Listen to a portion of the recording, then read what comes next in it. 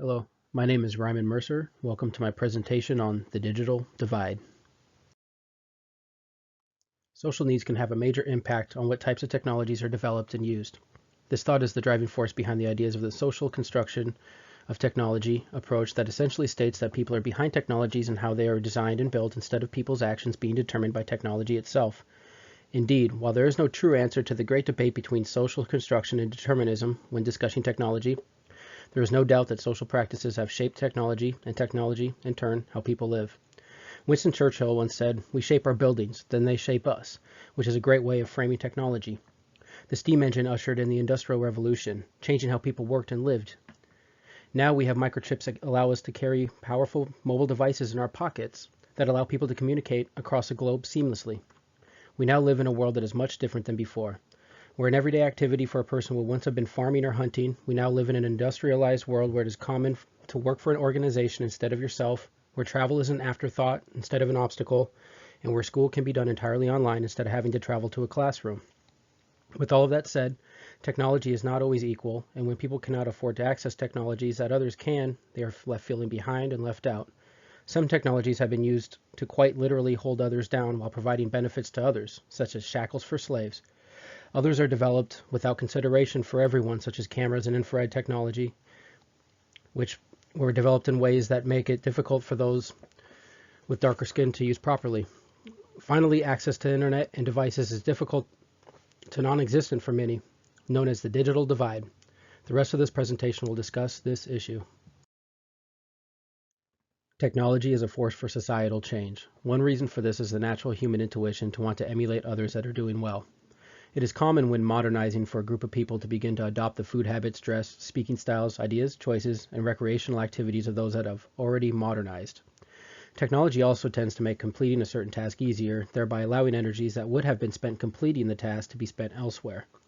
With grocery stores, we no longer have to hunt and farm our own food, which gives us more free time to pursue education, profession, and leisure activities that would not otherwise be possible. Literacy is commonplace in modern society, whereas hundreds of years ago it was uncommon in commoners and reserved only for those with the time and ability to pursue knowledge. By simplifying and even automating processes that once took much of our time, we now have the free time to pursue such things. We can now speak with people of completely different cultures via many different communication methods, opening a world of diverse ideas, beliefs, and norms that shape our own. Without technology, we would be living in a proverbial dark age, knowing only what we learn from those immediately around us. This makes the digital divide much more prominent, as those without internet and device access are being left behind, while those with access share and grow together. Although technology has certainly improved some aspects of our lives, it can also introduce new social issues. Some technologies are not available to everyone. For example, the camera was invented with photographing white people in mind, making photographs of minorities difficult. Some technologies are too expensive for many people to take advantage of, leading to a culture of have and have-nots as it pertains to access to technology and the opportunities this affords. The digital divide is a societal issue that stems from inequality of opportunity in our world. People from rural communities or coming from less advantaged circumstances are very likely to have less access to technology than more advantaged people have. For example, broadband access for fast internet service is costly and not available everywhere. Many people simply cannot afford these services or do not have access to them, which leads to children, students, and professionals not being able to participate in educational opportunities when away from their school or place of work. This can lead to feelings of being left behind, and those with access to these resources will certainly have a leg up on those that do not. More advantaged people can access better technology with better functionality and features, whereas the less advantaged will likely be relegated to older, less efficient versions of technology if afforded the chance to obtain it at all. Indeed, we are experiencing a great divide when it comes to equal access to technology. I am currently studying to enter the field of information technology and am focusing my studies on software development. The advent of new technologies has certainly and obviously affected those of us working and entering this field. New programming technologies are being developed and released constantly, making it imperative that we as developers continue our education long after we are done with schooling to stay abreast of new opportunities and solutions. Leveraging frameworks, which is code that is available to download and add to a project at little to no charge, is a driving force in code reuse practices that increases development speed exponentially, as well as reduces costs, which can lead to more affordable products for everyone.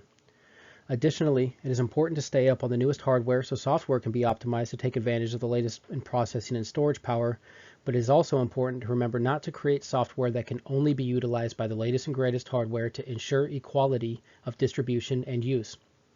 Finally, we must develop applications and hardware that is more affordable by continuing to ensure that legacy and new versions of technology can work together, allowing more access for everyone and avoiding the need for low-income families to have to spend money they do not have in order to be able to leverage technology in the same way as the more fortunate. One of the biggest issues that has come about with technology improvements is equal access to technology, which has been coined the digital divide. The term digital divide was first uttered in 1995 by President Bill Clinton when his cabinet released a report detailing the evidence that a disparity of access to the internet existed between have and have-nots. While many more people have access to computers and the internet now than in 1995, when the internet and personal computers were still a relatively new technology, this access is still very unequal. As of 2019, 44% of adults with incomes less than $30,000 did not have broadband service at home, and 46% did not have a traditional computer. In comparison, nearly every family with household earnings of $100,000 or more have both of these technologies. Additionally, 64% of adults in high earning incomes have at least one of each of broadband service, smartphone, computer, and tablets, whereas only 18% of those from lower income households have access to these same devices.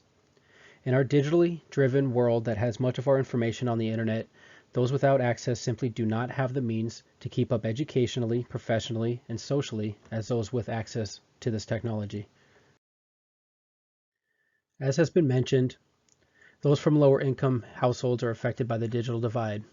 Socially, this affects African Americans and Hispanics the most. As of 2017, 36.4% of African Americans and 30.3% of Hispanics reported not having broadband or a computer. In comparison, only 21.2% of whites and 11.9% of Asian households had the same restrictions of technology. In addition, people living in rural locations suffer from lack of access to technology such as broadband. Students and professionals working from home need 5 to 25 megabytes per second download speed to be able to do their studies and work. While 92.3% of Americans have access to this, these speeds are typically only available in cities, meaning over 24 million Americans living in rural communities do not have access to these broadband services. Indeed, minorities, the less educated, and rural communities are the populations that are most affected by this issue, and changing their situation for the better becomes increasingly difficult as everyone around them migrates to online and technical solutions. These are all people that need assistance to obtain access to technologies to improve their education, health, and financial status. But without access, they cannot learn or communicate adequately to obtain the necessary skills. It is a vicious cycle that has left many intelligent people that could be a valuable part of society behind. The digital divide directly connects with the topic of social class. Social class of an individual dictates their likely access to technology. Does this mean that these types of technologies are deterministic? The idea that technology determines social constraints? Or have we socially constructed the digital divide by purposely pricing components and installing broadband such that only the affluent are able to access them? This can be debated, and no one would be absolutely correct. Indeed, it seems that one social class does dictate their ability to access technology, but we are at a point now that installing broadband for all and providing people with computers is not that far-fetched due to the reduction in cost of making computers. Indeed, offering financial assistance for technology access should be a program that is implemented. By evaluating the social class and their access, we obtain a complete picture of the inequality in our society. The statistics presented in the previous section show the disparity amongst minorities and the differences in urban and rural access. If we are going to continue migrating business, education, and social aspects of our life to the internet that can only be accessed with certain technologies, it only seems right and just to ensure everyone has a chance to take advantage of these services and opportunities. Some of the impacts of the digital divide have been alluded to in previous sections. As noted, people that have little to no access to broadband and computer devices suffer from health, education, professional, and social inequality. Take, for example, smartphone dependency. As of 2019, 26% of adults in households earning less than $30,000 a year only have access to the internet with a smartphone. Imagine trying to apply for jobs and get online schooling completed using the small touchscreen of a smartphone. In comparison, those with access to multiple devices and broadband have large screens and fast connection to easily take care of these tasks and can easily work from home. These provide an unfair competitive edge in both professional and educational realms, which furthers the digital divide by allowing those with access to further their education and careers much easier than those without. Nearly 35% of low-income households with children do not have broadband connection, meaning that these students are losing out on extra educational opportunities that their peers can harness to improve their lot in life. My own children have supplementation to their schooling through online activities and are able to take reading tests from home. This has allowed them to become well-versed in using computers and the internet, giving them a competitive edge over those who cannot do these activities and tests. This divide has further fractured our sensitive society. People with no access cannot remain as social as those with access, which leads to feelings of loneliness and depression when they compare themselves to their peers. These issues can affect the culture of developing communities and countries, as they tend to adhere to their traditional social norms and values and do not supplement these with cultural material from the internet. This is not necessarily always a bad thing, as those cultures that are not influenced by others retain their valuable traditions, but we are leaving many interesting people behind that could contribute a great deal to our society. To address the digital divide, we must look at ways to reduce costs of broadband. This is first and most logical step, as many people do not have broadband access due to the monthly cost. Another way we can bridge the gap is to work to get information about facilities that have computers and broadband access to the community. For example, libraries, the YMCA and YWCA, and even coffee shops often have free broadband internet access. Programs such as Connect to Compete offer low-income families internet access and devices for a much lower cost, with their main goal being bridging the digital divide. As a society, we can also push our school boards to adjust programs and work assignments in a way that accommodate all instead of a few. This can be achieved by providing students with computers or devices that have textbooks and assignments preloaded, avoiding the need for broadband access outside of school. Additionally, we can expand access outside of schools. Some schools create rolling study halls by providing Wi-Fi on buses, and also allow students to check out portable wireless access points to gain access at home. Finally, we can strive to work together to make online information more accessible for all in terms of readability for all education levels and languages, which would likely increase the interest in communities that otherwise do not get much out of online access due to these barriers. We already have technology that can be deployed to help solve the digital divide. First, we can extend satellite broadband services to offer affordable wireless broadband to more remote locations. Drones with hotspots are another option. We can also use Earth-orbiting balloons, which Google, Facebook, and SpaceX already have launched with the purpose of providing internet access to the 3 to 4 billion people in the world that live in regions where connection is not possible. Using these newer technologies, we can supplement the infrastructure that already exists, reaching far more people than if we just rely on traditional broadband access and providers. In addition to these unique technological solutions, we can use existing technologies differently to solve the digital divide. First, and most costly, is to expand existing broadband infrastructure to more people. Another solution is to continue to press local governments for municipal broadband services, thereby putting the broadband service under the control of the government, which could lead to more assistance and subsidies for those that require it to afford the internet. Another solution is to create government programs that provide low-income families with computers and internet access as part of a social program. I personally would take great pride in putting together computers that cost far cheaper than pre-assembled PCs that can be distributed to families in need. Finally, we can expand access in schools and at work by providing students and workers with portable access points that they can take home with them. The proposed recommendations and technological solutions to the digital divide issue is not without its challenges. First and foremost, it will take many different courses of action to resolve the issue. It is not as simple as running broadband to every home and giving everyone a computer. Another major challenge with solving this issue is getting information to people that need it who are already suffering from the divide. Most of our advertisements and information is online these days, so people that could benefit from programs may never even know about them due to the lack of access. For example, the Connect to Compete program is in 49 states, but to find out if they have a program available in your area, one must contact local telecommunication companies or visit everyoneon.org. People that do not know about these programs will never feel the need to call or visit these sites. Another challenge is convincing the government to supply affordable municipal broadband services when they would be making far less profit than independent internet providers. We already have a large national debt, so funds would have to be moved from another program. Likewise, convincing providers and technology manufacturers to lower their costs for humanitarian reasons is a lot to ask of a for-profit organization. To address these challenges, we need grassroots movements to get the word out and to contact our local governments to spur the creation of more programs to get people devices and connected to the internet. We as citizens need to push for more programs to help develop these areas. We also need to promote the available programs better, whether this is through door-to-door tactics or more general advertisements such as television commercials and billboards. We cannot simply expect people with limited access to the internet to find these programs that exist almost solely on the internet. Finally, we need to reach out to our government for more programs and assistance in areas that are impoverished to allow for more infrastructure growth. I feel that this plan has a few strengths. Most importantly, this is a known issue that has been gaining more attention in recent years, spurring more talk of assistance. Many schools have already begun experimenting with Wi-Fi and have Wi-Fi on buses, giving students a chance to access the internet while commuting. Additionally, it has been said that for only $100 a year per student, every student could have a laptop for school. This is not a great deal of money, even for those with lower incomes, and assistance programs and friendly neighbors can help bridge the gap for those who cannot afford this. We already have a network of satellites around Earth that can be used to provide broadband to more people if costs can be lowered to make it more affordable. Using the Earth orbiting balloons to bring internet access to remote locations is already in the works as well. Pushing for, even demanding, more technology such as these as a society can only help. If the government can impose laws to make broadband access a right, it may become free. In our connected digital world, this almost seems like a must to ensure nobody falls behind and equal opportunities are granted to all.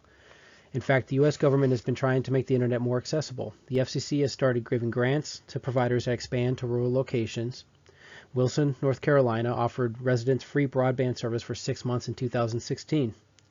Indeed, awareness of this problem is on the rise, and programs and solutions are in place. We all just need to step up and help our neighbors by making ourselves heard that we do in fact want these programs and assistance to increase equality of opportunity. Throughout our history, technological advancements have shaped our interactions with other people and cultures. The advent of ships that could cross the ocean historically allowed people to communicate with people of different cultures, allowing the exchange of ideas that was not possible before. Now, the internet allows people from across the globe to connect and communicate with others without having to travel. With technology, people of the same and of differing backgrounds and beliefs can connect, debate, share ideas and art, allowing people to find like-minded individuals for camaraderie and education. This essentially creates a community for the people when they find their online place, whether that be online gaming, education, chats, forums. Technology also provides more jobs, as people in the STEM fields work to develop new technologies, and these technologies are implemented into current workplace environments. People with the skills are needed to produce, maintain, and implement these applications. Technology brings with it both positive and negative aspects. The aforementioned uses of technology do lead to the issue of the digital divide, as many in lower income families in developing countries do not get the benefits of much of these uses, essentially leaving many of the people's ideas and skills untapped. This leads to a widening gap of education and opportunity that only gets worse as new technology gets more inaccessible for many. Historically, how a technology is used has a great impact, such as the camera being developed for photographing whites and the dishwasher being developed by men at a time when women were the main users, which can then be used to discriminate and control the intended or unintended users. Likewise, access to internet being much too costly or not available at all to some people in rural and poor communities can be seen as discriminatory, and if efforts are not made to allow people to use a technology that is becoming more of a necessity all the time. Conversely, using the natural science lens, technology has helped millions to lead healthier lives through medical advancement and wellness applications and websites.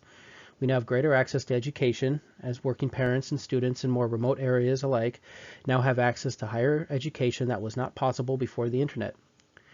Through the social sciences lens, those that have access to the internet have opportunities to find and be part of a community, and a place to be who they wish to be. As noted earlier, my discipline as a software developer is greatly impacted by technology. Looking through the natural science lens, developers must always be aware of new programming languages, user requirements and feedback for applications, and hardware advancements to develop efficiently. Although it may sound enticing to use the maximum hardware available, we as developers must ensure that the applications and devices we create are accessible to everyone instead of a select group. Code reuse and open source are standard practices that many development firms use to make their applications more affordable. Laws have been and are constantly being created to provide constraints on what developers are able to do and how applications and devices are able to operate, such as what type of data can be used and stored and how much of the user's information is collected. We must learn from our history and make sure we are not making applications that only work for a particular group of people, and we must strive to create applications and devices that everyone can understand, use, and afford. Many believe that minorities are not represented well in games. facial recognition apps do not work properly for them, and that social media provides a realm for racism due to sections such as crime reporting, where people give simple details such as black and wearing a hoodie. Viewing this field through a social sciences lens, I hope to be a digital anthropologist that helps teams create programs that work for everyone, or I hope to work for a program that helps to make cheap computers for those in need. If I do work in development, I hope to make applications that everyone is comfortable using and is accessible to all, no matter their socioeconomic status, skin color, or gender. Technology also shapes the personal identity as it allows people the aforementioned opportunities to communicate with others, expand their horizons, and feel a sense of community. We now have much more leisure activity available right at our fingertips in the form of games, and technology such as GPS help us find locations for activities that we may otherwise never have known about. We have the ability to sate our curiosity about who we are and where we come from the historical, geographical, and archaeological information available on the internet. We have the chance to be someone entirely other than ourselves if we wish through technology such as online gaming, and can espouse our personal beliefs and connect with like-minded individuals through social media. Indeed, our personal and professional identities are impacted by technology. To ensure everyone has a chance to take advantage of what technology has to offer, we must find a way to ensure everyone has equal access. It will be difficult, but if we all work together with government and those who produce the technologies, we can find a way to afford everyone equal opportunities as it pertains to access of technology. Thank you for attending my presentation. Here are some additional resources on the digital divide if you wish to read more.